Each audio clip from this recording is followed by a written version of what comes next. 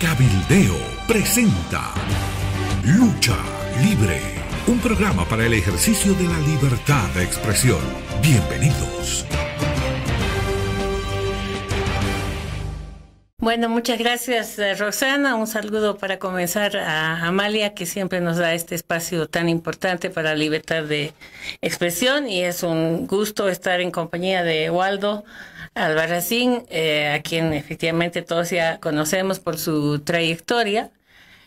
Tenemos un país muy movido en este momento. Hemos entrado en una dinámica donde hay un conjunto de aspectos que a veces, no sé cómo lo ves tú, Waldo, pero hacen que la contingencia nos atropelle de tal manera que resulta a veces mucho más difícil mirar el largo plazo, la estrategia y el modelo de país frente al cual nos estamos preparando para el futuro inmediato. Sin embargo, creo que es imprescindible en este momento abordar el tema de las elecciones, las primarias, todo el problema que se ha planteado con la elección y la selección de militantes.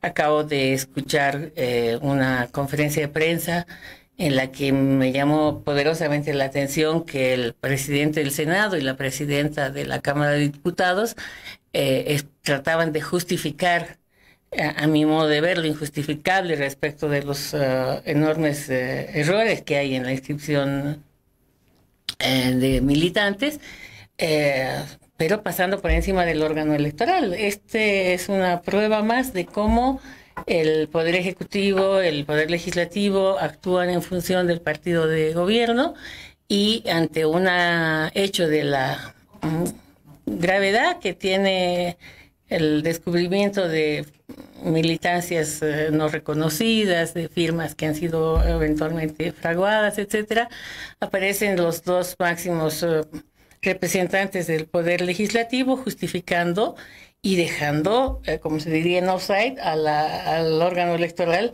que ya venía de capa caída. No sé lo que tú piensas, Waldo, al respecto. Bueno, lo que tú dices retrata justamente lo que pasa en el país. Lamentablemente, si bien antes la crítica ciudadana para los gobiernos constitucionales instaurados desde octubre del 82 hasta nuestros días era que jamás habían tratado de potenciar la democracia, no respetaban la independencia de poderes, no hicieron nada para mejorar la justicia, etc.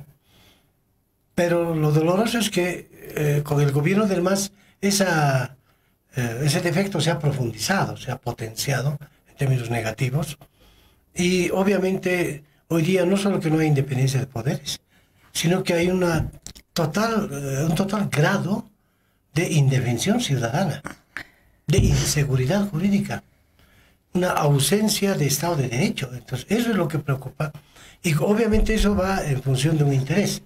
Es decir, el partido de gobierno ha comprendido, lo ha dicho el propio Álvaro en algún momento, que para garantizar lo que ellos llaman proceso de cambio hay que tener un control absoluto del Estado, y por tanto no pueden dejar espacios vacíos, vacantes, y en ese contexto ellos controlan el órgano judicial, controlan el órgano legislativo, tienen 2/3, controlan el órgano electoral, ¿no?, desde el órgano ejecutivo, controlan otras entidades como la Contraloría, que debería tener mínimo de independencia institucional, el Defensor del Pueblo controla, lo digo así ya como irónicamente, pero de esa manera la situación, y el Ministerio Público, la Fiscalía, que la controlan absolutamente.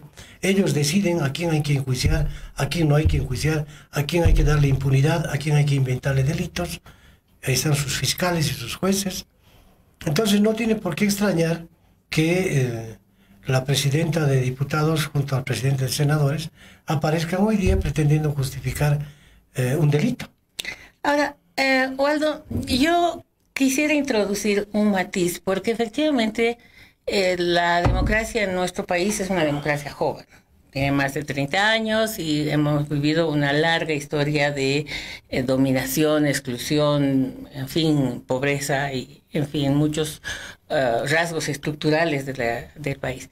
Pero yo empiezo a preocuparme porque al criticar los 12 años de gobierno del MAS, solemos a veces igualar con el pasado y entonces borrar los matices que son en política muy importantes. Yo creo que en nuestro país han habido momentos estelares importantes de avances democráticos que han permitido avances pensemos en la misma revolución del 52. La revolución del 52 fue un hecho fundamental que permitió la reforma agraria, que permitió la nacionalización, una verdadera nacionalización de las minas, el voto universal y muchos derechos para las mujeres en educación. Efectivamente, luego vino todo el periodo de las dictaduras, Barrientos, en fin, el gobierno del gobierno de Dr. Siles con la UDP. Yo recuerdo a Cachín Antesana en algún momento analizar y ver cómo la explosión social que hubo durante la UDP, que era la salida masiva de distintos grupos sociales que decían cuáles eran sus demandas y qué era lo que ellos querían, era un momento estelar de democracia porque aparecía toda la sociedad boliviana planteando sus necesidades y planteando sus demandas. Por eso el propio se hablaba del poder dual, porque la Central Obrera Boliviana, a pesar de haber tenido un papel tan importante en la lucha por la democracia, logró hacer una especie de equilibrio de poder que nunca se había visto, como la cooptación que tenemos ahora. Lo que yo quiero decir es que yo considero que en el balance de la democracia nosotros tenemos que ser capaces de reconocer algunos hechos importantes en nuestra historia que no habrán sido los mejores, pero que eran mucho mejor que ahora. Por ejemplo, cuando se acabó con la banda de la Corte Electoral, la banda de los cuatro, y cuando se creó el sistema electoral, los propios esfuerzos por la reforma judicial, cuando estaba René Blatman, pueden haber sido fracasados y marcado sus límites, pero por favor, no podemos igualar como si todo lo que hubiera pasado hasta ahora tenía las mismas características de perversión, corrupción.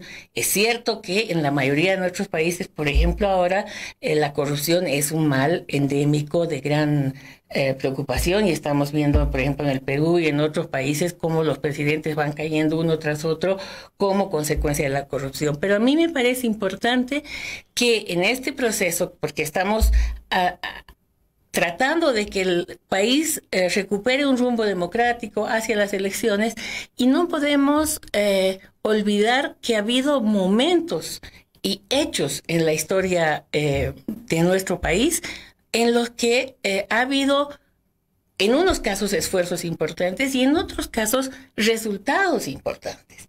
Entonces creo que sin desconocer que lo que estamos enfrentando es de una gravedad suprema, tenemos que también alertar que el país que se nos viene ahora, Waldo, no sé lo que tú piensas, en los próximos años, es de una situación tan crítica que cualquiera que venga a gobernar va a tener primero que decir la verdad de cuál es el país que estamos encontrando, cuáles son las condiciones que permitirían ir avanzando en una transición democrática, participativa y transparente, cuando tienes al frente un conjunto de corporaciones y de grupos cooptados por el partido de gobierno que no van a morir, no van a desaparecer el día después de las elecciones. De hecho, ahora mismo estamos viendo cómo, no sé cómo tú lo ves, pero yo con mucha desconfianza veo que lo que acaba de ocurrir con la inscripción de los militantes es una expresión de alguna tendencia dentro del poder político por evitar las elecciones. Es una hipótesis que estoy planteando porque probablemente se están dando cuenta que no van a poder imponer la candidatura ilegal de Álvaro García Linera y Evo Morales. Entonces, puede ser también una falta de, una negligencia del poder electoral. Ya no estaríamos lejos de ver que la mayoría de nuestras autoridades son flojas, irresponsables y negligentes, pero tiendo a pensar que aquí hay algo más de mala fe y hay algún poder político que está manipulando porque se están dando cuenta que las primarias los van a llevar a un fracaso y que eso debe ser pensado, pienso yo, por la oposición para efectivamente esperar que este sistema, estas elecciones primarias que ya fueron truchas y mal planteadas, se revisen y podamos tener un proceso electoral más limpio y con mejores condiciones. A ver, en la primera parte que mencionas es evidente que el gobierno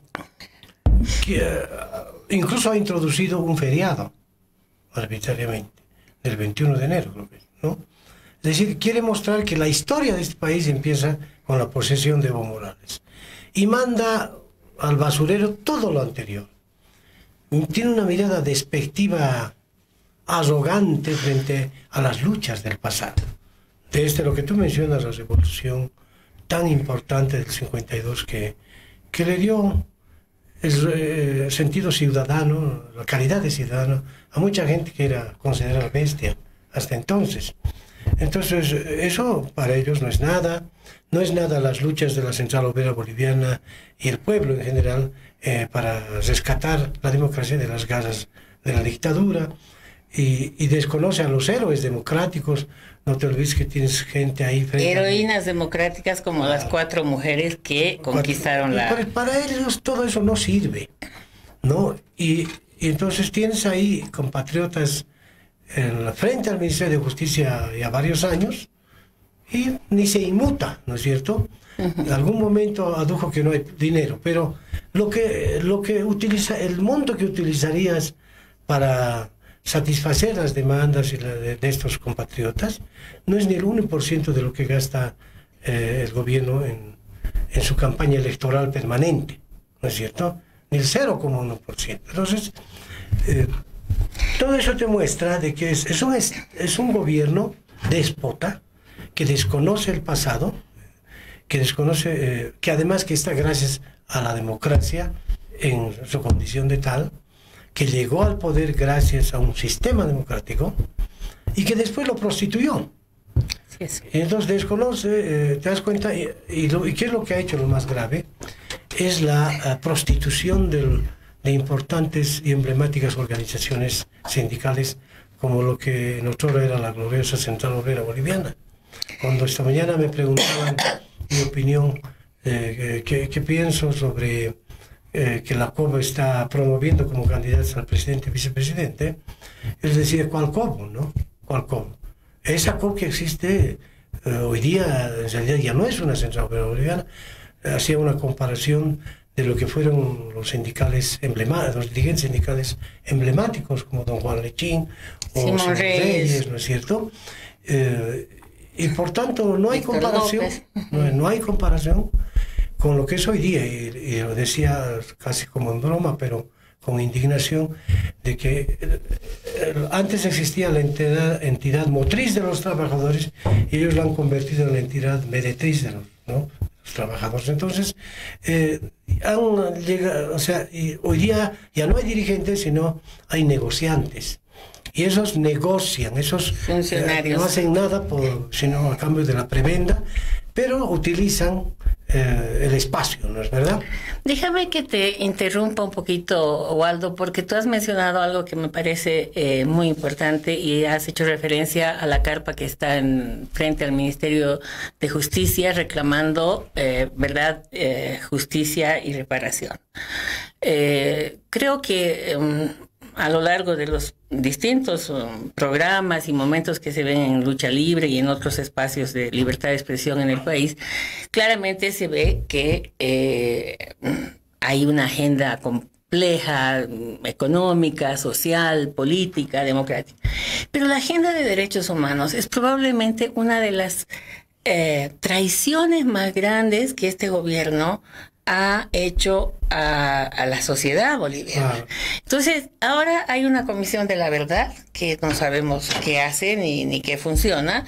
La Asamblea de Derechos Humanos perseguida permanentemente, ASOFAM otra vez cooptada dentro de lo que son las distintas luchas de los familiares detenidos y desaparecidos, y una falta, diría yo, de sensibilidad de los propios partidos políticos y de la sociedad boliviana, que ha visto y ve con naturalidad que sea normal que se violen los derechos humanos. Son tantas las violaciones que hemos visto en el último tiempo, como es el caso del doctor Jerry Fernández y muchos otros casos emblemáticos, que pareciera que antes, en la época de las dictaduras, no se habían violado. No tenemos comisión de la verdad en serio. Este es uno de los pocos países, inclusive en el caso de Argentina, que es un país con el que nuestro gobierno ha tenido relaciones muy fuertes. Hay que reconocer que sobre todo en el gobierno de Kirchner, en el primer gobierno del marido, se hicieron cosas muy importantes en materia de derechos humanos. Hay países como Chile que tienen comisión de la verdad.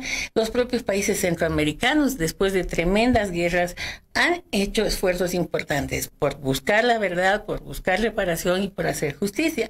En el caso nuestro, realmente ha habido una negligencia y un abandono que uno tiene que preguntarse a qué se debe. Yo sospecho que esto tiene mucho que ver con los lazos fuertes que tiene el gobierno de Evo Morales con los militares, que no quieren abrir las cajas de Pandora donde se pueda ver, por ejemplo, todos los tiras y los asesinos que caminan las calles libremente. No se sabe dónde están los torturadores, cuántas víctimas ha habido, qué es lo que ha pasado, y una falta de presencia de este tema en la agenda política democrática. Claro, lo que pasa es que este gobierno ha aprendido las lecciones del pragmatismo, pero a cabalidad. Para ellos los principios ya no funcionan. Aquí es en esa actitud pragmática: me sirves, no me sirves. No importa si antes fuiste facho, si antes fuiste ladrón, si me sirves, estás conmigo, yo te controlo, pero me sirves, ¿no? Entonces, en esa medida, no te acepta ninguna interpelación. Si tú te recuerdas, en los otros años, la virtud de los otros gobiernos fue que, viendo que no podían resolver los conflictos ellos en una relación directa, aceptaron la mediación. La Iglesia, la Asamblea de Derechos Humanos, el Defensor del Pueblo, etc. Jugaron un rol fundamental y ellos lo aceptaron, sin perder soberanía, sin perder sus potestades de poder que tenían, ¿no? Porque vieron que daba resultado. Entonces, en esa relación autoridad, sociedad civil en algún conflicto, al medio las entidades mediadoras, se ha usado bastante sangre al país. Y resulta que cuando llega el MAS al gobierno con tanta soberbia, que la primera expresión, recuerdo de un viceministro de Justicia, decía: como el pueblo está en el poder, ya no se necesita defensor del pueblo. Bueno, después eliminaron todo factor de mediación, porque ellos se creían con la capacidad de resolver el problema directamente, pero lo resolvían por la vía del garrote, ¿no? Eliminaron la libertad de expresión, la libertad de pensamiento, la disidencia, etc. Eso en lo que concierne a los derechos individuales. Pero lo más grave en términos de transparencia, yo saludé que la primera reacción del presidente Evo Morales fue de que quedan eliminados los gastos reservados, porque evidentemente era un instrumento mediante el cual se robaba en los otros gobiernos. Entonces dije, qué buena intención, pero con lo que no contaba es que después lo sustituyeron con Evo cumple por los gastos discrecionales, que yo le llamo, ¿no? Porque se roba, pero 100, 500 veces más que antes se robaba. En consecuencia, sobran razones para calificar a este gobierno de autoritario, además de corrupto, de poco transparente. Incluso yo tengo mis dudas, y lo he dicho varias veces, para calificarlo de un gobierno de izquierda, porque ni siquiera ya tiene un referente ideológico. Lo que tiene son aliados estratégicos en términos de cooperación mutua para preservación del poder. Me refiero a Nicaragua, Venezuela. Pero... No, y también hay que decir que a lo largo de estos años, a través del CIS y de la vicepresidencia, se ha cooptado muchos intelectuales y investigadores, tanto a nivel nacional como a nivel internacional. La última noticia muy lamentable es que, por ejemplo, el Consejo Latinoamericano de Ciencias Sociales, que en su momento era un espacio de pensamiento crítico, hoy en día está premiando y haciendo honores a Álvaro García Linera por su defensa de los derechos humanos. Claro. Entonces, tú te das cuenta que hay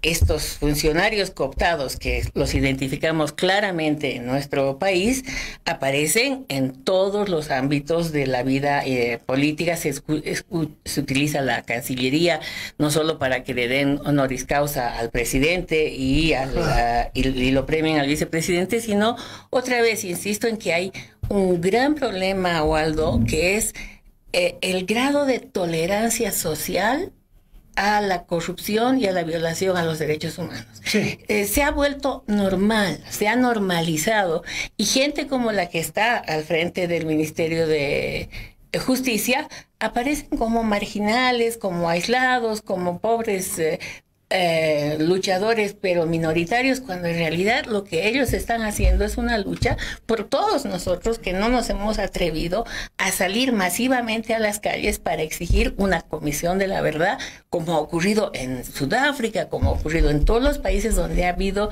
violaciones a los derechos humanos. Y yo creo que ahí tenemos realmente un desafío espero para los futuros candidatos. No sé qué va a pasar con las elecciones, pero creo que parte de la agenda democrática debería ser realmente no solamente restituir la independencia de las instituciones como el defensor del pueblo, del cual tú fuiste un digno representante, sino también de todos los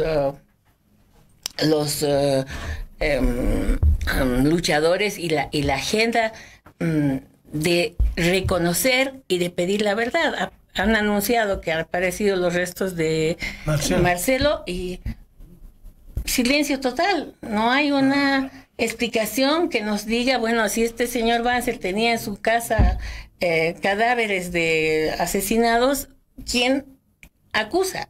¿Y por qué el presidente Morales se queda con la boca cerrada cuando tiene la boca abierta para tanta tontería? Claro. Es que, ya te he dicho, el tema es también de que a ellos no les interesa los derechos humanos, no les interesa la impunidad que se ha consolidado en este país, no les interesa la memoria histórica, no les interesa reivindicar a nuestros héroes, y por tanto no tienen por qué hacerse líos con las Fuerzas Armadas, porque es un tema que afecta el estado de ánimo de los militares, porque si bien uno puede decir, pero son militares que ya se han jubilado, en fin, no.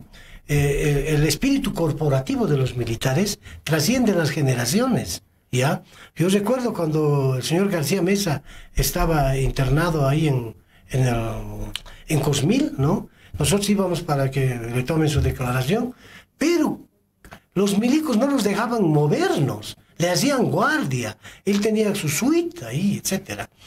Entonces, más que solidaridad, es un comportamiento corporativo institucional definido en sus propias instancias. Y Waldo, con esta evaluación, reflexión que estamos haciendo, ¿cuál sería, a tu juicio, la agenda prioritaria de derechos humanos para el próximo gobierno? Mira, yo creo que la agenda prioritaria primero es resolver el tema de la situación de los derechos humanos actual, ¿no? Disgregando. El tema de los derechos individuales está pendiente, ¿no? Tenemos presos políticos en Bolivia, y eso puede parecer especulación, pues verdad. Me pides un nombre, ahí está Franklin Gutiérrez, preso político, que no hay nada que él haya cometido, pero es un contestatario. Leopoldo Fernández. Es un cocalero contestatario, en fin. Y tienes así gente que está en el exterior también, que ha tenido que escaparse porque sabe que no tiene las garantías necesarias para ejercer un derecho de defensa, independientemente de su grado de inocencia o culpabilidad. Me refiero estrictamente a que sus derechos deberían estar permanentemente garantizados durante un proceso. ¿Por qué? Porque el gobierno ha ejercido tal control sobre el órgano judicial que el juez termina consultándole al gobierno sobre lo que tiene que hacer. Este señor Franklin Gutiérrez está hoy día libre, no porque el gobierno ha tomado conciencia, sino porque, sabiendo que era inocente, lo han encarcelado porque querían preservar su imagen, querían cuidar al entonces gobernador Cocarico, hoy día ministro de alguna cartera de Estado, etcétera, ¿no? Entonces, el gobierno se ha comportado delictivamente en diferentes escenarios. Entonces, ¿estarías hablando tú de una amnistía general, por ejemplo, para los presos políticos? Debería imponerse eso. Uno, esclarecer los casos pendientes. El tema del hotel Las Américas en Santa Cruz. O sea, este chantaje, que eran fachos, que eran de derecha. Importa un carajo a estas alturas esos temas de la inclinación ideológica.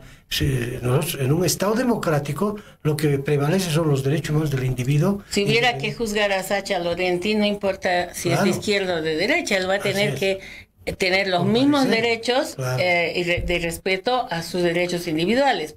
No quisiera que Sacha Laurenti se defienda en el exilio, que venga y que se presente para que dé debido proceso.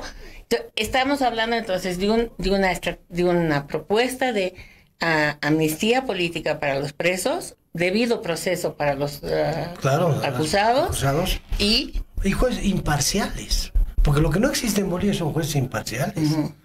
A la universidad nos vienen boicoteando. Mira, tú sabes, se han torturado estudiantes en una iglesia, me he querellado contra ellos para defender a mis estudiantes, y resulta que todas las querellas han sido rechazadas por la fiscalía. O sea, se curan en salud ellos con tiempo, ¿no? Pero cuando nosotros actuamos al mismo ministro que ha ordenado esos atropellos, le hemos aplicado el veto, la justicia se pronunció a favor de él.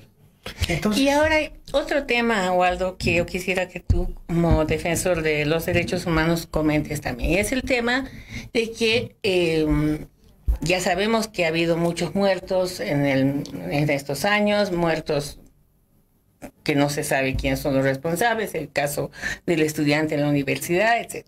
Sin embargo, ¿cuántas mujeres han muerto en manos de sus parejas y exparejas? Como tú sabes, el Estado está obligado a proteger los derechos de las mujeres, en este caso, aunque el crimen ocurra en el ámbito familiar o doméstico, es obligación del Estado defender y proteger los derechos de las mujeres. Hay más mujeres muertas en manos de sus parejas, y estamos a punto de llegar al 25 de noviembre. Espero que no abran la boca ni las diputadas, ni las senadoras, ni el presidente, porque deberían avergonzarse de lo que pasa. Pero también ahí hay una agenda en la cual, por ejemplo, esta tan mentada ley de violencia contra la mujer es una ley que abre una compuerta para la conciliación, y eso que es atentado a los derechos humanos, porque la víctima no puede conciliar con su perpetrador, no ha merecido ningún tipo de acción, ni de los fiscales, ni de los jueces, ni de la sociedad civil. Y ahí hay otro gran tema, es que no es una cosa, la muerte de las mujeres en manos de parejas y exparejas es un problema de Estado, es un problema de derechos humanos, no es un problema de la vida familiar. Y creo que ahí, otra vez, lo que este gobierno ha hecho es cubrir la gravedad de los hechos con una ley que tiene muchas deficiencias, pero que sobre todo no se aplica en ninguno de los casos adecuada y oportunamente, pero que tampoco aparece, ¿no es cierto?, con la fuerza que debería surgir como una causa de derechos humanos. Bueno, pero es que tú tienes que ver el origen de esto, ¿no? ¿Cómo vas a pretender que este gobierno asuma una política de Estado en general de defensa de los derechos humanos y específicamente en contra de la violencia contra la mujer, si la lógica de quienes nos gobiernan es una lógica tremendamente machista? Entonces no se puede esperar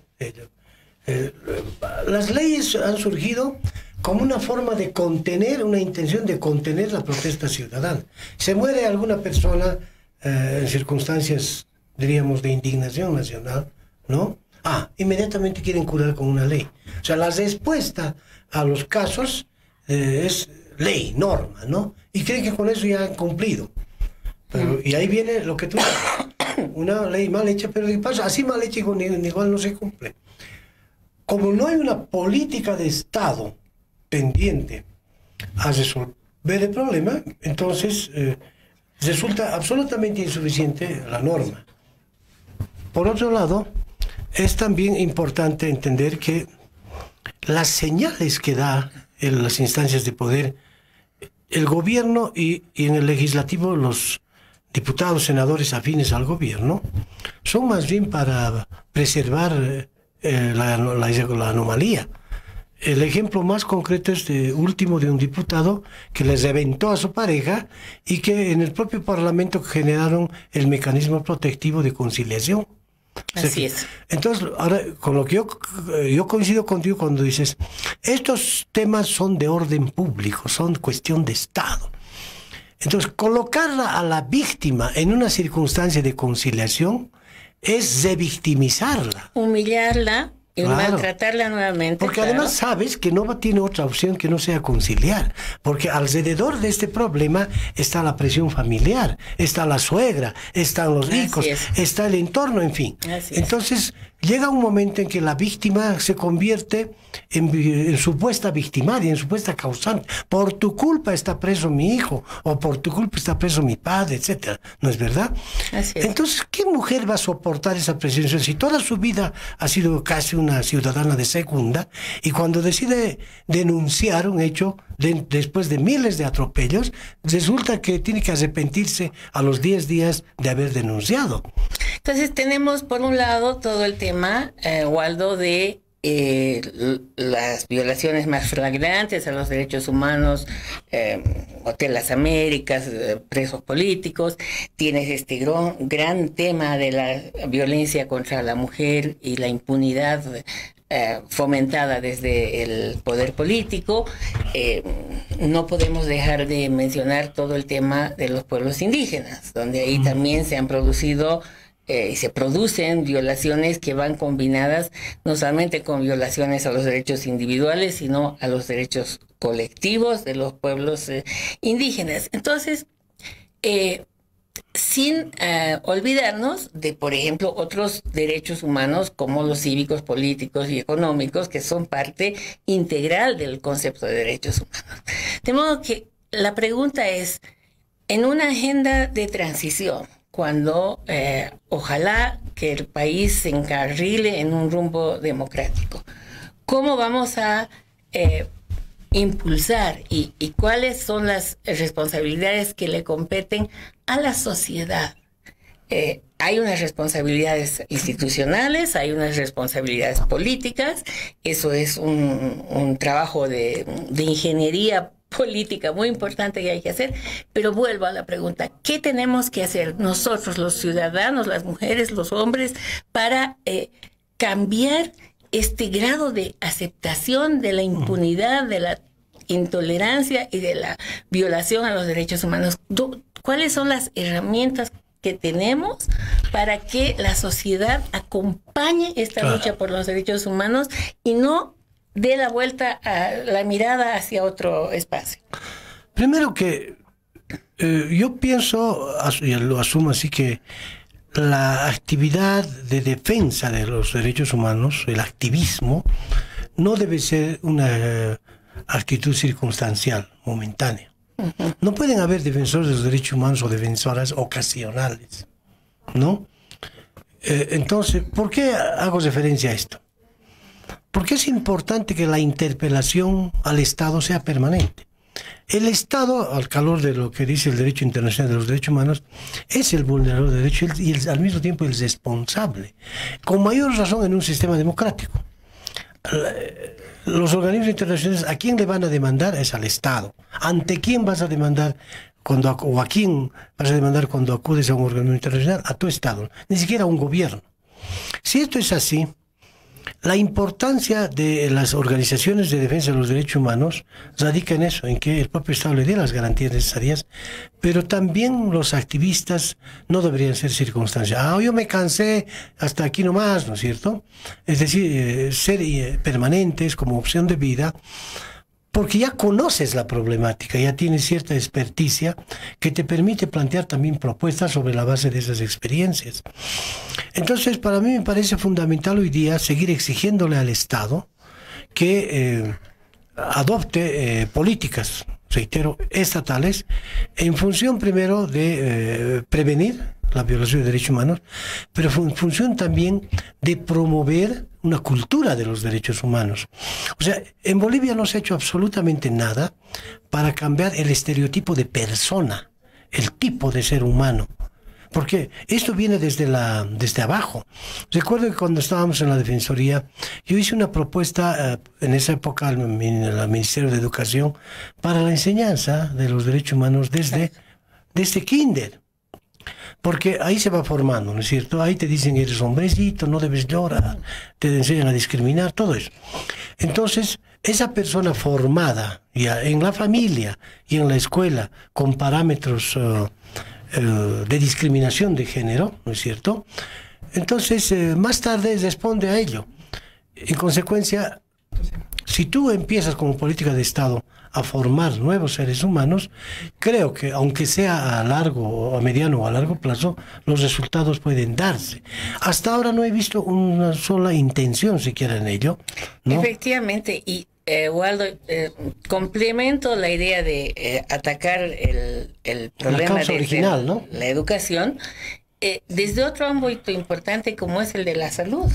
A los servicios de salud llegan víctimas de todo tipo de violación a sus derechos. En el caso de las mujeres es evidente, es un lugar al que las mujeres llegan maltratadas, amenazadas y no tienen posibilidades de buscar ayuda en ningún espacio. Entonces, los poderes locales, efectivamente hay mucho que tenemos que hacer como una estrategia nacional de construcción de una cultura de derechos humanos, que es lo que tú estás señalando, y que no puede estar limitada ni solo a educación ni a salud, sino al conjunto de la sociedad. Pero te das cuenta que estamos hablando de temas que parecían como esotéricos y lejanos, claro, cuando te das cuenta que el tema que ocupa las primeras planas el día de hoy es el engaño del poder electoral o de los partidos políticos ante el tema de las inscripciones. Es decir, ¿cuál es la brecha que hay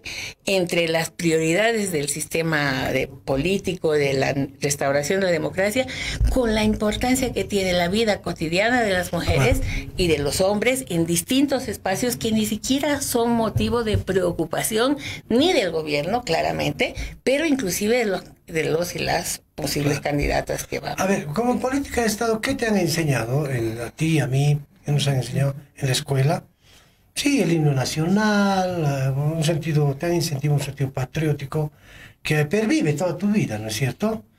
Pero después, ¿qué otros? Chauvinismo puro. ¿No? Pero ¿qué otros parámetros te han dado de comportamiento humano? O sea, el más se jacta alguna vez haciendo alusión al Che, diciendo del hombre nuevo. ¿Quién es el estereotipo del hombre nuevo? ¿Evo Morales? ¿Quién es el señor Juan Ramón Quintana? ¿Es el estereotipo del hombre nuevo? ¿O de la persona nueva, si tú quieres? O sea, no han hecho absolutamente nada en 13 años para promover un nuevo tipo de ciudadano. Y entonces resulta que el ciudadano común y corriente en Bolivia, o la ciudadana, sabe que, por ejemplo, si necesita conseguir trabajo, tiene que entrarse al partido X. Sabe que le van a atropellar ahí, sabe que le van a descontar de su sueldo, sabe que le van a obligar a marchar, todo sabe, pero que primero es su pega, ¿no es cierto? Entonces, forjan una persona ya pragmática. Y sometida, ¿no es cierto?, a estas arbitrariedades e imposturas. Entonces resulta que aquí nadie quiere ser solidario, nadie quiere ser ético. Ellos, desde las élites políticas, han forjado un comportamiento humano tan pragmático, alejado de la honestidad, del sentido de justicia de las cosas, de la equidad, ¿no es cierto? De la sensibilidad humana, etc. Entonces, con ese tipo de referentes, desde arriba, que cuando los escuchas hablar, y en eso supongo que coincidirás conmigo, escuchas hablar a un parlamentario, a un ministro, pero también a sus opositores, y cuando abren la boca salen culebras, sapos, de todo, pero no salen mensajes constructivos. Hasta ahora yo no he escuchado hablar a un solo, no lo he visto ni he escuchado hablar a un solo autoridad del gobierno, por ejemplo, autocriticándose. Eso no existe. O reconociendo las virtudes del otro. En consecuencia, con ese tipo de seres humanos en las élites, y cuando ellos hablan como los están viendo y escuchando millones, entonces están reproduciendo deshonestidades. Cuando nosotros hemos cuestionado esto del 21F, les decía yo en varios medios, el mensaje que está dando el presidente y el vicepresidente va en el sentido de decir, jugás sucio y te va a ir bien. Eso es lo que están diciendo. Porque todos sabemos, y ojalá que así entiendan la metáfora, si ahorita me pongo a jugar contigo naipes, ¿no?, y te empiezo a hacer trampa, ¿no es cierto?, estoy violando las reglas de juego, te estoy siendo desleal a ti. Eso en chiquitito. Pero se supone que en un proceso electoral todos los partidos y el órgano regulador, que es el órgano electoral, deberían ser rigurosos con el cumplimiento de la norma. Para una convivencia democrática, ¿cuál es la regla principal de convivencia? La Constitución. ¿Qué te dice una Constitución? Que el presidente y el vicepresidente pueden postular una sola vez. Ellos mismos... Ya postularon, ya hubo un grado de tolerancia la primera vez, claro, cuando hicieron una trampita de que es un país que no existía y se inventaron un país nuevo. Bueno, ya hubo una... Entonces, ese es otra vez un ejemplo de cómo la sociedad tolera mentirse a sí misma, claro, para... entonces, avanzar, para dejar, claro, que avance el que tiene, claro, más poder. Entonces, ¿por qué le vas a censurar a un ciudadano que se pase en una luz roja si desde arriba se cometen peores atrocidades? Lo que yo decía hoy día en la Plaza Baroa, vengo de ahí, le decía al Tribunal Supremo Electoral, obviamente a través de la prensa, ustedes deberían poner coto a esto. ¿Qué está pasando? Toditos los partidos han incurrido en trampa, porque con el apuro del plazo de las elecciones primarias han hecho listas como sea, han falsificado firmas de ciudadanos y han presentado. Si estamos empezando así, ¿cómo vamos a terminar? Entonces, lo correcto es que en el plano penal denunciar a los actores políticos que han incurrido en esta trampa. Y tiene que ser la propia Corte, no es lavarse las manos, es decir, cúlpenles a los partidos. ¿Y tú qué piensas, Waldo? ¿Habría que llevar a cabo de todas maneras las elecciones? A eso llegaba la segunda parte. Primero es que el órgano electoral debe denunciar al autor material y al autor intelectual de cada partido por haber incurrido en este juego sucio. Porque si así sucio empieza, ¿cómo será si llegan al gobierno? Bueno, y segundo es que el órgano electoral debería anular las elecciones preliminares, ¿cómo le llaman? Primarias. Y quieren que lo deletree de nuevo. El Tribunal Supremo Electoral tiene la obligación de anular las elecciones primarias porque ya están viciadas de nulidad, ya están contaminadas. Entonces, si el gobierno electoral, bajo el argumento de que es un tema privado, así lo ha dicho, es privado, es individual, cada persona que venga y arregle. ¿Y quién protege al ciudadano? ¿Quién protege a mí que aparezco con un partido al que nunca me he inscrito? Claro. Eso es responsabilidad y negligencia. Por eso, volviendo a este tema, Waldo, yo tiendo a coincidir mucho contigo que... la cultura democrática significa también actuar democráticamente, y ahora tenemos una situación en la que realmente todo indica que lo más inteligente como país sería postergar las elecciones primarias y hacer unas elecciones nacionales en regla. Pero aquí el tema de fondo es que nuevamente el manejo político del órgano electoral en colusión o en temor no sabemos exactamente qué decir con el gobierno de turno, impiden que nosotros podamos pensar que aquí hay que hacer una movilización social amplia en defensa de la democracia. No es en defensa de un partido, no es solo el derecho individual mío que me pusieron en un partido al que no pertenezco, Claro. sino como Es un tema de orden público. de orden derecho público, otra vez. Por eso te digo yo, y te lo digo como abogado, ¿ya? ¿Qué delitos se han cometido? Falsedad material, falsedad ideológica, uso de instrumento falsificado. Porque cuando tú estás llevando un libro y haces figurar el nombre de Juan Pérez como que se hubieses registrado, ya es una primera mentira. La segunda mentira grave es que haces aparecer una firma de él que no es su firma. Es un delito. Entonces son delitos de orden público. En materia penal hay delitos privados y hay delitos de orden público. ¿Qué es un delito privado para que nos entienda? Supongamos que yo salgo en este mismo micrófono y hablo mal de ti. Digo algo que dañe tu dignidad Ni te de atrevas, persona, ¿no? ni te atrevas. Entonces tú tienes todo el derecho de iniciarme un juicio por difamación, calumnia, porque estoy afectando tu honra. Pero eso se llama delito de orden privado al extremo que no interviene la fiscalía, sino tú tienes el derecho de presentar una querella directamente donde un juez, y el juez nos va a convocar a los dos, y en primera instancia, antes de llevar adelante el juicio, va a procurar incluso conciliarnos, y si yo me retracto de lo que de los exabruptos que he emitido en tu contra, se acabó el problema, porque ya te estoy como que restituyendo. Y si, Mi honra. Claro, tu honra, o mejor si públicamente digo me arrepiento, etcétera, ¿no? Ese es un delito de orden privado. Pero si yo me entro a tu casa y me robo tus cosas, es un delito de orden público, porque no solo te estoy afectando a ti, sino estoy poniendo en riesgo a la sociedad. Si yo falsifico documentos y los presento ante una entidad pública como si fueran documentos idóneos, eso estoy afectando la fe pública. Entonces, ahí tiene que intervenir el fiscal. Por tanto, el Tribunal Supremo Electoral no puede decir que este es un tema privado. O sea, a la víctima nadie la protege. Y dice, no, pues si quieren que vengan y hagan anular su filiación, ¿no?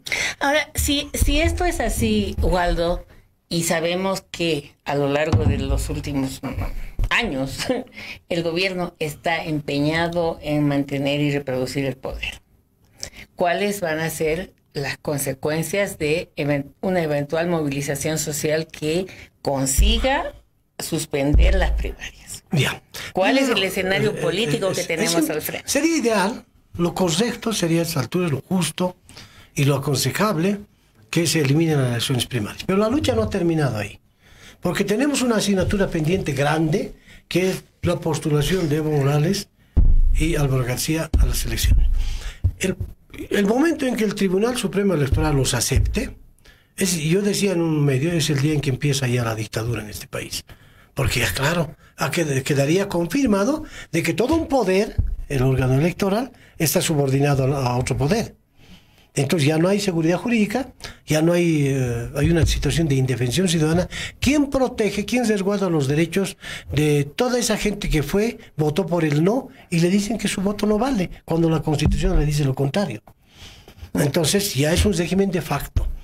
En ese escenario tan complejo, yo no sé qué harán los opositores, los que están de candidatos ahí, pero el deber nuestro, de los activistas de derechos humanos, de los que representamos a entidades del peso de la Universidad Mayor de San Andrés, es actuar en función del interés ciudadano, no del interés propio ni del interés político. Entonces, en esa medida, yo creo que es necesario que un conjunto de organizaciones, el pueblo boliviano, pero a través de sus instituciones, nos organicemos para seguir defendiendo nuestra democracia, la democracia por la que luchó Domitila Chungara, por la que luchó esas 4 mujeres que hicieron la huelga de hambre, etcétera. Entonces, hay que seguir esto, o sea, la lucha diría que continúa, ¿no? Y yo creo que si uno analiza lo que han sido las declaraciones de los propios opositores, hay efectivamente un doble carril que es la participación en el proceso electoral, pero todos han entendido que el tema del 21F es un tema fundamental. Entonces, yo sé que hay análisis críticos, más o menos críticos, respecto de todo lo que implicaba pasar a las candidaturas, pero más allá de eso, yo no he visto ni un solo candidato de oposición que desconozca la importancia del 21F como un aspecto central. Creo que eso es algo que hay que reconocer que sirve para fortalecer, porque en este momento realmente necesitamos una unidad, no en torno a un candidato, sino en torno a la causa fundamental, claro, que es el 21 de febrero. En eso estamos de acuerdo, Sonia. Yo creo que esta tertulia que hemos sostenido acá ha sido muy valiosa, muy constructiva, en función de los que nos están escuchando, porque tú y yo podemos ponernos de acuerdo en un cafecito, pero fue importante. Pero tú no me vas a agredir, ni insultar, ni en chiste, porque yo no te voy a aceptar eso. Está bien, pero mira,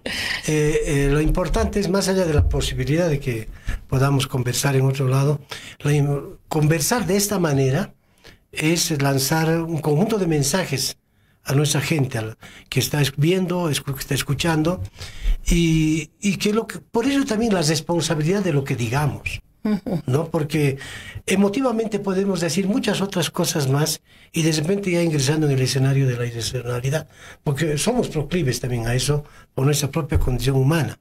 Pero creo que la conversación contigo ha sido, primero, respetuosa, segundo, muy fraternal, pero tercero, priorizando el interés ciudadano.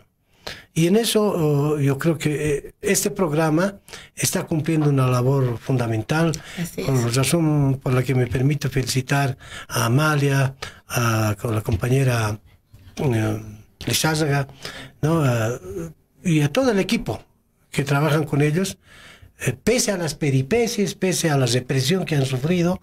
Esto es un ejemplo de sobreponerte por encima de algunas actitudes arbitrarias para violar la libertad de prensa. Igualmente, Waldo, ha sido un gusto. Espero que hayamos contribuido a esto que tú dices, una reflexión pausada, fraterna, mirando en el largo plazo y tratando de que al mismo tiempo el día de hoy, la coyuntura no nos obligue a olvidar, a dejar de lado los verdaderos problemas que tiene nuestro país. Así que hasta la próxima. Hasta la próxima. Un saludo y un abrazo. Cabildeo presentó Lucha Libre, un programa de opinión que se transmite de lunes a viernes. Gracias por su sintonía.